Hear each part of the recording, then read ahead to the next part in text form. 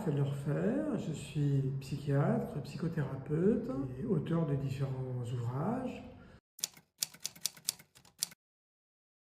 J'ai écrit ce livre parce que la plupart des gens veulent réserver le terme de haine aux grandes haines finalement, les génocides, le terrorisme, les guerres. Et alors que moi, en tant que psychiatre et psychothérapeute, je n'ai pas du tout l'expérience de tout ça. Moi, mon expérience, c'est les haines banales, le ressentiment, le désir de vengeance, l'indignation, la jalousie, l'envie, des choses comme ça, donc je vois régulièrement. Et ce qui m'intéressait, c'était de montrer justement qu'il y avait un continuum entre ces petites haines, ces haines banales, et les grandes haines qui sèment la terreur, comme le terrorisme justement et les génocides.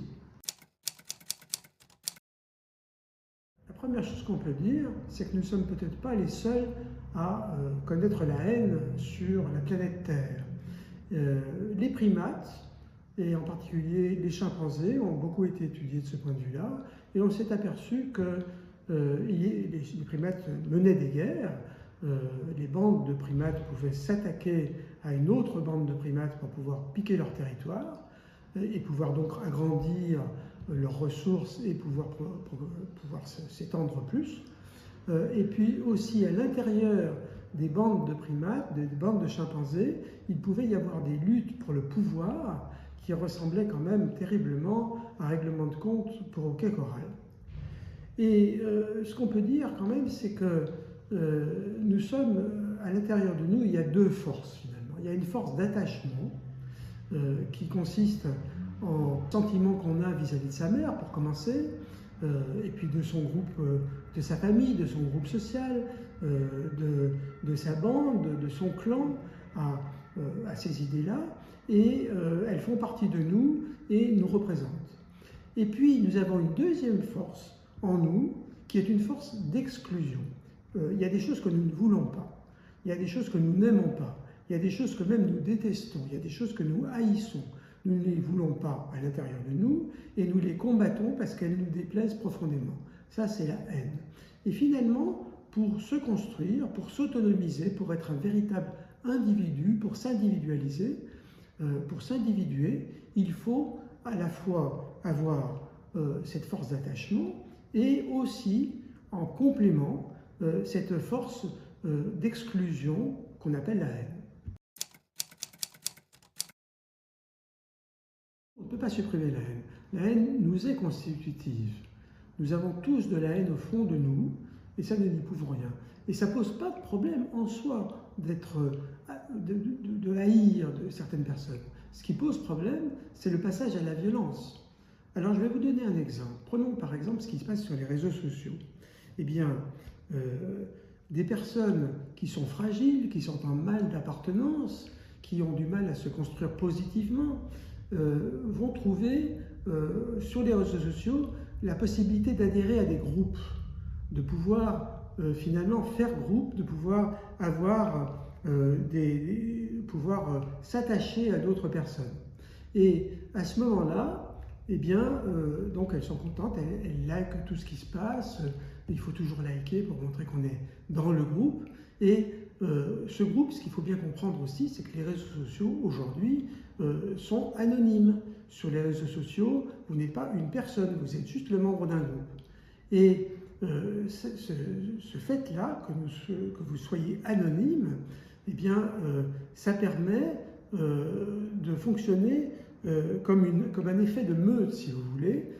La meute va fusionner, va pouvoir se solidifier en trouvant un bouc émissaire.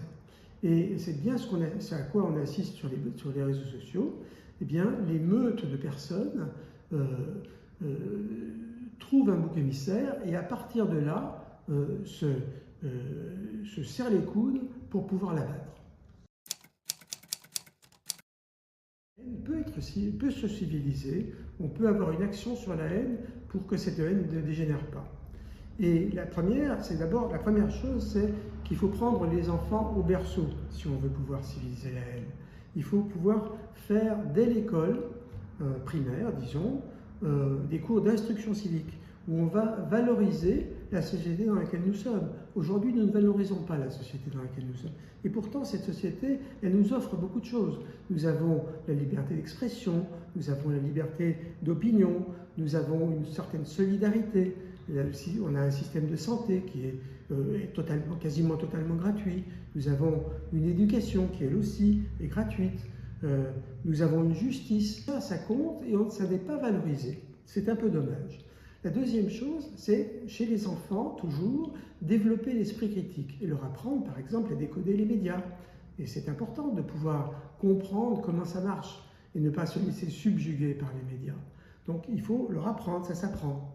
Pour les gens qui sont déjà un peu dans la violence, il faut pouvoir leur apprendre à utiliser cette violence de façon intelligente, c'est-à-dire passer de la haine à l'esprit de compétition. C'est tout à fait différent, en fait. Quand on est dans une compétition, on se bat avec des pairs, des gens comme nous, que l'on va revoir dans d'autres matchs, donc qu'ils vont survivre finalement à la compétition. On n'essaye pas de détruire un ennemi, simplement on affronte un adversaire dans une compétition. Ça, c'est fondamental aussi. Et puis, il reste bien sûr, en tant que psychothérapeute, je suis bien obligé de vous dire un petit mot quand même sur ce que nous faisons en tant que psychothérapeute pour pouvoir civiliser la haine. Donc, d'abord, il faut dire que nous pouvons ne civiliser la haine que chez les gens qui souffrent de leur haine. Si les gens ne souffrent pas de leur haine et des conséquences de leur haine, on ne peut pas grand-chose pour eux, ils ne sont pas demandeurs. Mais si, effectivement, ils ont de la souffrance de leur haine, et ça arrive très souvent, eh bien, on peut les aider, par exemple, à gérer leur colère. On leur apprend, finalement, à vivre leur colère et à la laisser s'éteindre. Très progressivement, nous avons des méthodes pour ça qui permettent, finalement, que la colère ne passe pas à la violence.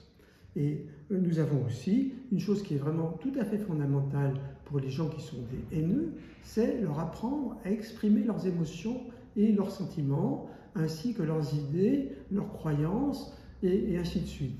Parce que souvent, ce qui fait que les gens deviennent violents, c'est qu'ils ne savent pas s'exprimer. Et que la seule façon qu'ils ont de s'exprimer, c'est avec leurs poings, ou pire. Et donc, en leur apprenant à parler, on amorce finalement une négociation. Et à partir de là, peut-être que les choses vont mieux. La haine est une chose extraordinaire. On la diabolise et on a tort. Ce qui est important avec la haine, c'est d'apprivoiser sa haine, parce que nous en avons tous au fond de nous. Si nous arrivons à l'apprivoiser, alors là, on va peut-être arriver à un monde beaucoup plus paisible.